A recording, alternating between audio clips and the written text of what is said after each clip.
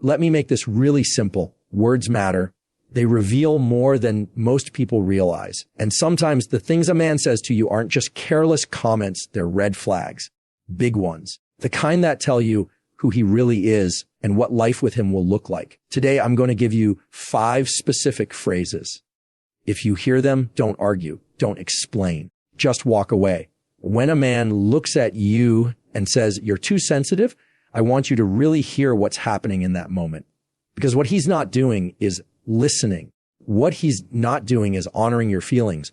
What he's not doing is showing you respect. Instead, he's taking the very thing you're opening up about your emotions, your vulnerability, and flipping it back on you like it's a problem. That's not love. That's not care. That's dismissal. Now, let me be clear. Sensitivity isn't a weakness. Sensitivity means you feel. It means you notice. It means you care enough to let someone in. That's strength. But when he says you're too sensitive, what he's really saying is, I don't want to deal with what you're bringing up. So I'm going to shut it down before it ever gets off the ground. And that's dangerous because it teaches you over time that your feelings aren't safe to share, that your emotions are somehow wrong. And when you start believing that, you start silencing yourself.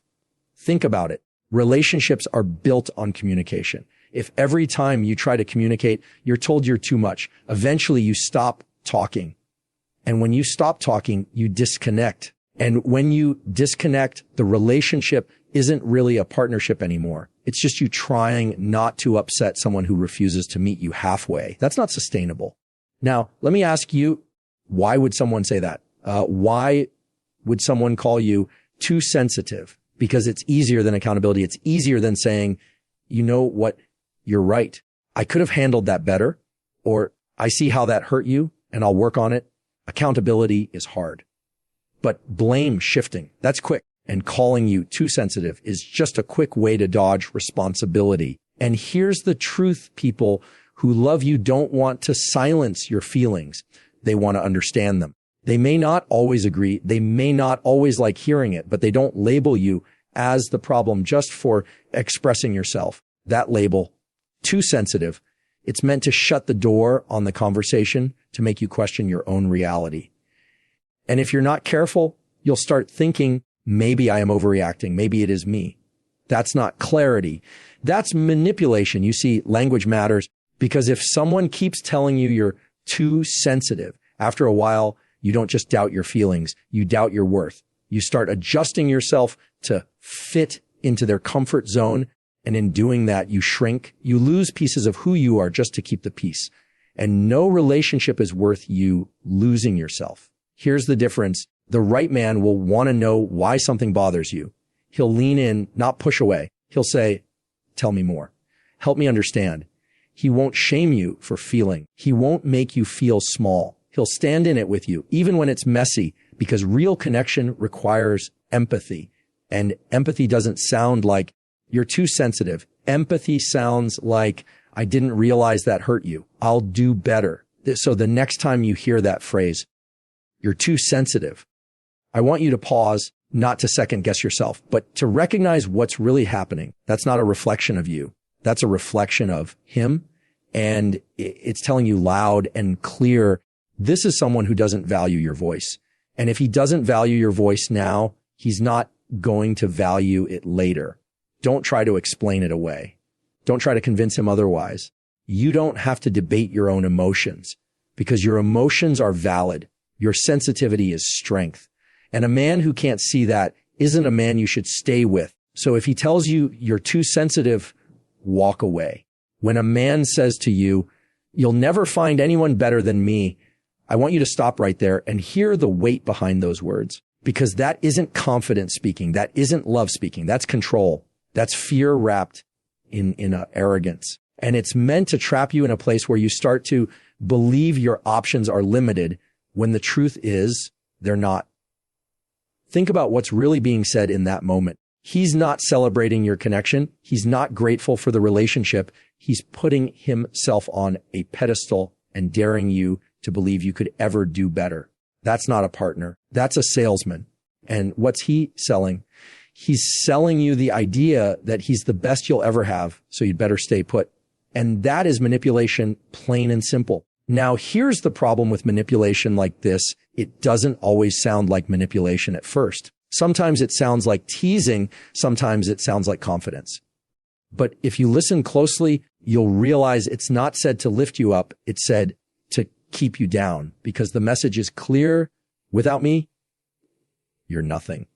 And once you start believing that, he's got the control. Real confidence doesn't need to compare. Real love doesn't need to trap. A healthy man doesn't have to remind you he's the best thing that ever happened to you. He shows it by how he treats you. He proves it with consistency, with patience, with kindness. That's what speaks louder than words.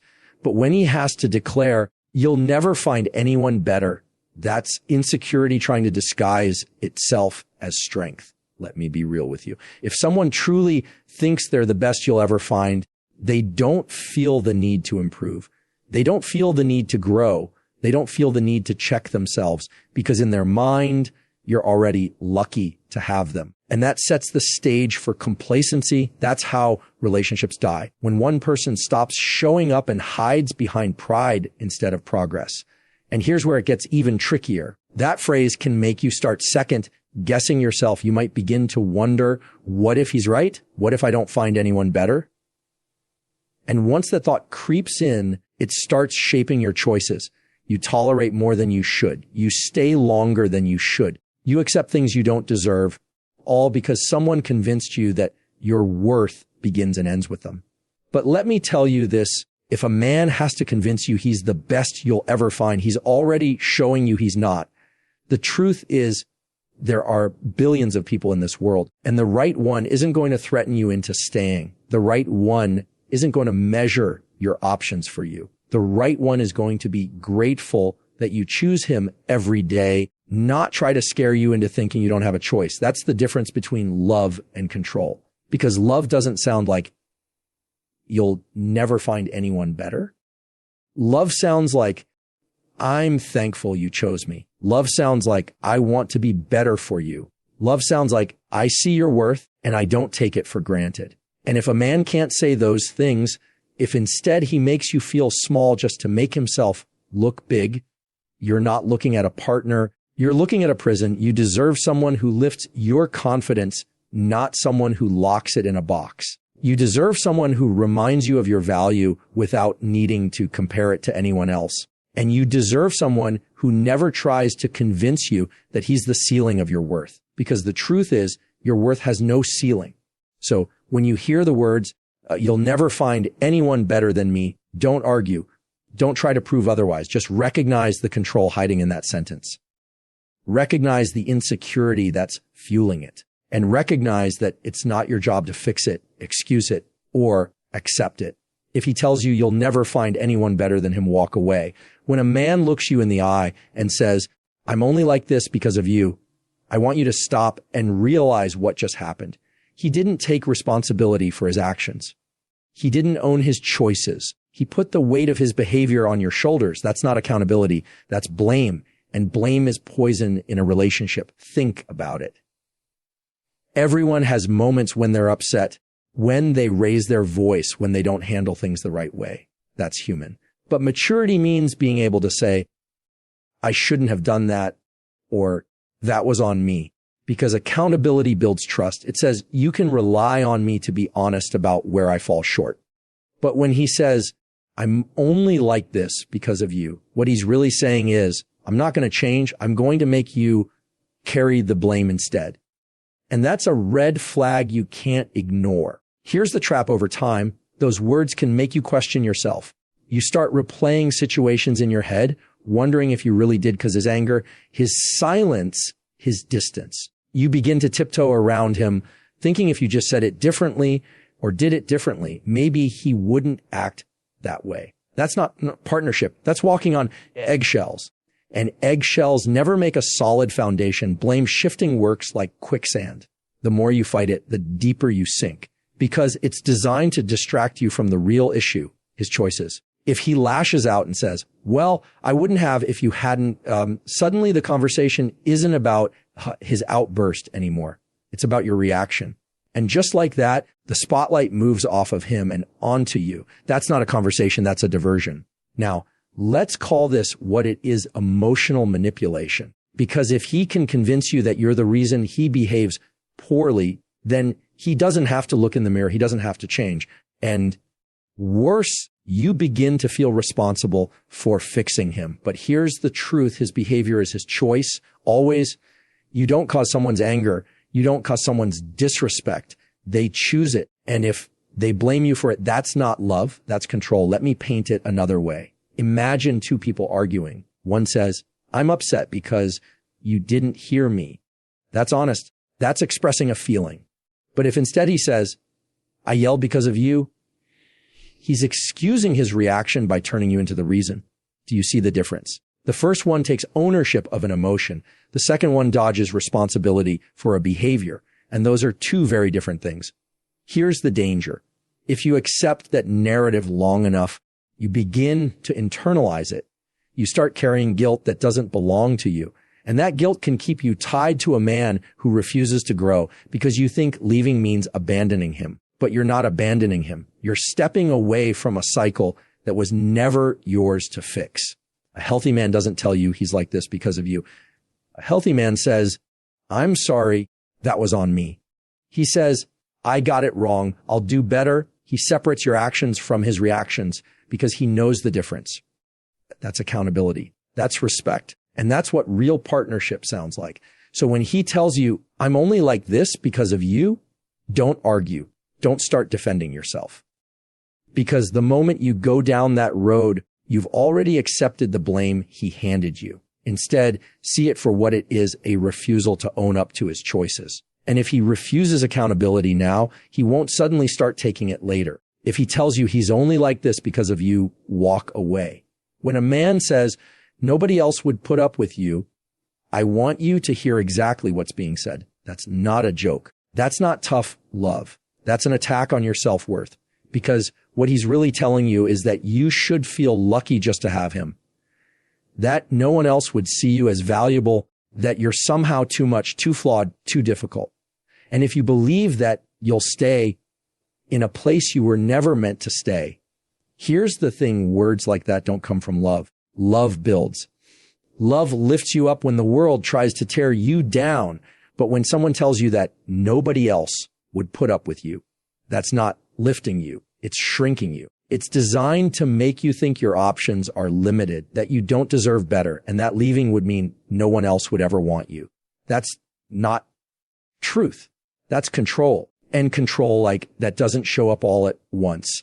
It's usually planted little by little. Maybe it starts as a passing comment, something said in frustration, something you brush off. But then it happens again and again. And before long, it becomes the background noise of your relationship. And the more you hear it, the more it starts to sound believable because repetition is powerful. If someone repeats a lie often enough, it can start to feel like fact, even when deep down you know it isn't. The danger is that once those words sink in, they can shape the way you see yourself. You begin to filter your worth through his voice. Instead of asking, am I being treated well? You start asking, am I really hard to love? Instead of thinking about what you need, you start worrying about how to keep him happy because you've been told he's the only one who would ever put up with you. That's not love. That's erasing who you are. Let me tell you something important.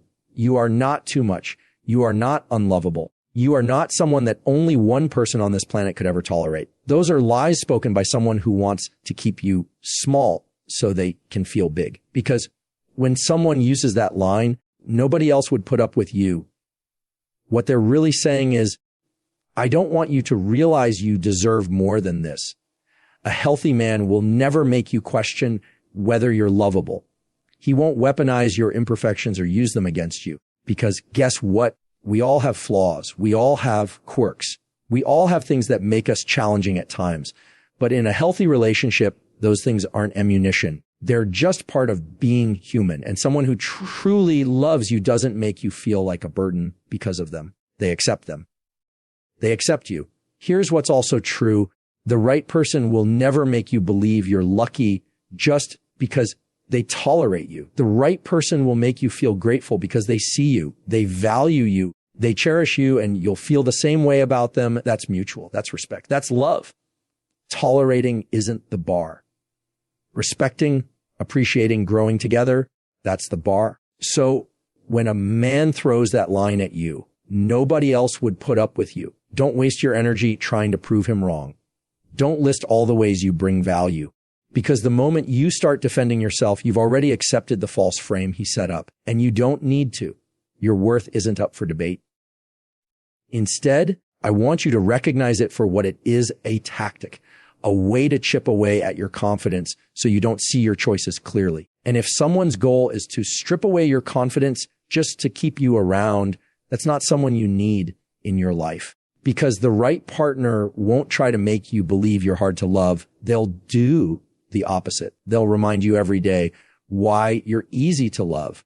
So if he tells you nobody else would put up with you, walk away.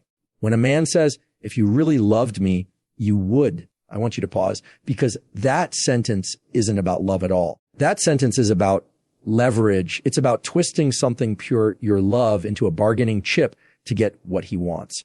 And the moment love becomes a condition, it stops being love and starts being control. Think about what's happening in that moment. He's not inviting you into a choice.